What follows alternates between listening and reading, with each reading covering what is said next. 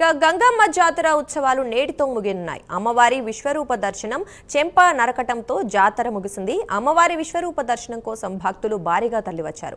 వడిబాల స్తూపానికి బంకమన్నుతో అమ్మవారి విశ్వరూప ప్రతిమ ఏర్పాటు చేశారు.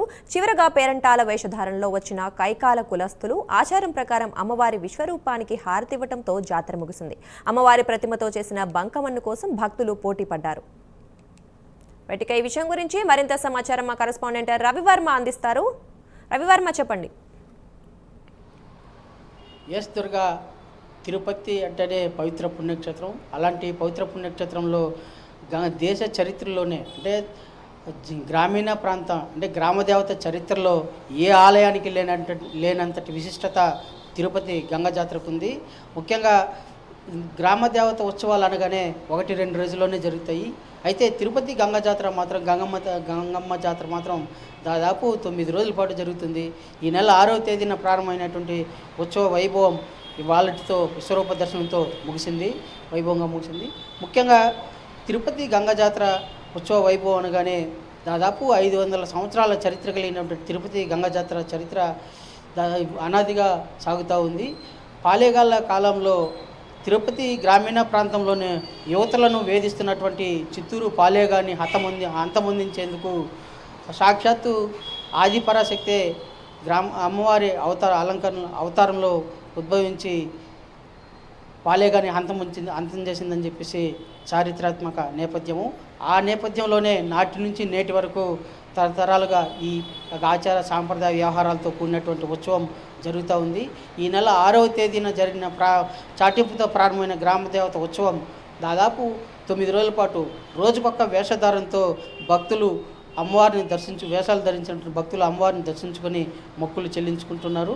ఇవాళ చివరగా విశ్వరూప దర్శనం అంటే సాక్షాత్తు అమ్మవారు పాలేగాన్ని అంతమొందించేదానికి విశ్వరూప అవతారం తీసుకొచ్చి తద్వారా అంతమొందిస్తుంది. ఈ క్రమంలోనే దేశ హితాన్ని కోరుతూ సమాజ హితాన్ని కోరుతూ స్త్రీల పట్ల ఎవరైతే వంచిస్తారో వేధిస్తారో అలాంటి వారికి ఇదే నా సందేశం అని చెప్పేసి సాక్షాత్తు ఆదిపరాశక్తి పాలేగాన్ని అంతమొందించినటువంటి ఘటనే ఇవాళ జాతరగా ఉత్సవాలు నిర్వహిస్తూ ఉన్నారు. ఈ నేపథ్యంలోనే దాదాపు ఉదయం 1 గంట నుంచి ఆలయ ప్రాంగణంలోనే స్తూపానికి అలంకరణ చేసి బంకమడితో అమ్మవారి విశ్వరూప అలంకరణ చేసి వడిబాల స్తంభానికి అలంకరణ చేసినటువంటి ఆయా ఆలయ అధికారులు పాలేగాళ్ళు అంతముంచే క్రమంలోనే దాదాపు కైకాల కులస్తులు అంటే ఆచార సాంప్రదాయం ప్రకారం కైకాల కులస్తులు వేషధారణ చేపట్టి తీరా గుడి దగ్గరకు వచ్చిన తర్వాత అమ్మవారికి హారతిస్తూ చెంపనరికే కార్యక్రమం అత్యంత వైభవంగా జరుగుతుంది. ఈ చెంపనరికే కార్యక్రమంలో భాగంగానే విశేషంగా భక్తులు ఆ కార్యక్రమాన్ని వీక్షించేందుకు వచ్చారు.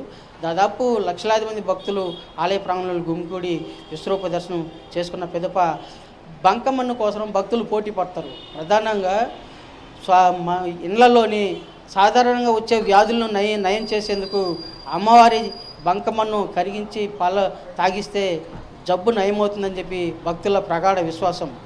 ఆ విశ్వాసంతోనే విశ్వరూప దర్శనంలో బంకమన్ను చేజెక్కించుకునేందుకు భక్తులు పోటీ పడుతూ ఉంటారు. గతంలో తోపులాట్లు తుక్కిసలాట్లు జరిగిన ఘటనలు కూడా ఉన్నాయి. అలాంటి ఘటనలకు ఈసారి ఎలాంటి ఆస్కారం లేకుండా పోలీసు కట్టుదిట్టమైన భద్రతా చర్యలు చేపట్టిన నేపథ్యంలోనే సజావుగా సక్రమంగా విజయవంతమైంది జాతర ఉత్సవం వైభవం. Right, thank you Ravi Varma.